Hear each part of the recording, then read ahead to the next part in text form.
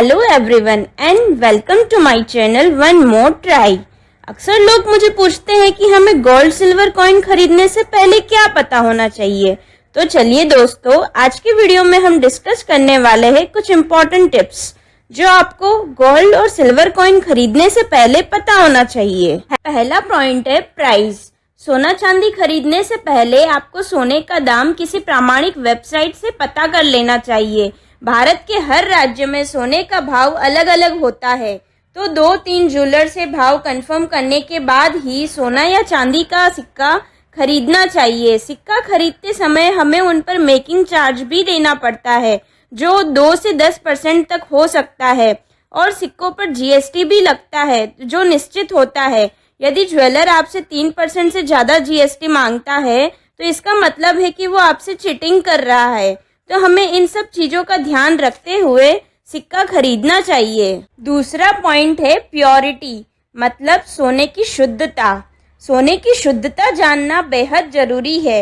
सोने के सिक्के हमेशा कैरेट में बेचे जाते हैं। दुकानदार आपको 22 कैरेट या 24 कैरेट का सिक्का बता सकता है।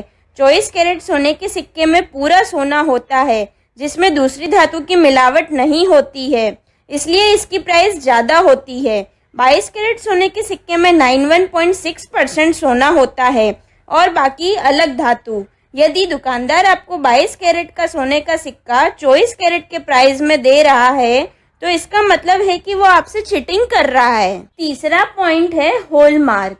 यदि आप मुझसे पूछेंगे कि क्या कॉइन पर हॉलमार्क होना कंपलसरी है, तो नहीं। गवर्नमेंट ने ओनली गोल्ड ज्वेलरी पर जनवरी 2021 से हॉलमार्क कंपलसरी किया है। यदि आपको कॉइन पर हॉलमार्क लगा मिलता है तो ज्वेलर से पता करें कि ये किस रिफाइनरी ने बनाया है। फिर हम BIS वेबसाइट से जान सकते हैं कि क्या वो रिफाइनरी ऑथराइज्ड है हॉलमार्क के लिए। सोने की खरीद के दौरान 5 निशान अहम होते हैं, जिसमें BIS की मुहर, शुद्धता का नंबर, हॉलमार्क सेंटर का चिन्ह, बनावट का साल और ज्वेलर का पहचान। ये 5 हॉलमार्क के चिन्ह होते हैं। चौथा पॉइंट है ट्रस्ट, मतलब कि विश्वास। जैसे यदि हम तनिष्क से गोल्ड लेते हैं तो उसमें टाटा का नाम जुड़ा होता है, मतलब एक रेप्यूटेड कंपनी जिस पर हमें विश्वास होता है। सिमिलरली यदि हम किसी नॉर्मल शॉप या लोकल दुकान से सोना खरीदते हैं तो हमें ट्रस्ट बनाना पड़ेगा, उसकी प्योरिटी चेक करवानी पड़ेगी या अपने फ्रेंड्स या रिलेटिव से पूछना पड़ेगा। कभी भी किसी नए सेलर या नए ब्रांड पर ज़्यादा ट्रस्ट नहीं करना चाहिए। जो हमें विश्वास पात्र लगते हैं उन्हीं से हमें गोल्ड या सोने के सिक्के खरीदने चाहिए। नेक्स्ट पॉइंट है पैकेजिंग। सोने के सिक्के टेम्पर प्रूफ पैकेजिंग में आते हैं। यह फ्रॉड और डैमेज से बचाता है। ज़्यादातर खरीदारों को यही सलाह दी जाती है कि किसी भी सोने के पैकेजिंग में यदि किसी प्रकार की छेड़छाड़ की गई हो तो उसे ना खरीदें। छेड़छाड़ का मतलब है पैकेज का फटा होना, पैकेज की तारीख स्पष्ट ना दिखना, किसी प्रकार का डैमेज इत्यादि। इसलिए सोने के सिक्के खरीदते समय हमें इन बातों का ध्यान रखना चाहिए। नेक्स्ट पॉइंट है कहाँ से खरीदे। सिक्का हम न केवल ज्वेलर के पास से बल्कि बैंक और ऑथराइज्ड विक्रेता से भी खरीद सकते हैं। SBI जैसी बैंक से आप सिक्के खरीद सकते हैं जो कि कम से कम 2 ग्राम वजन का होता है।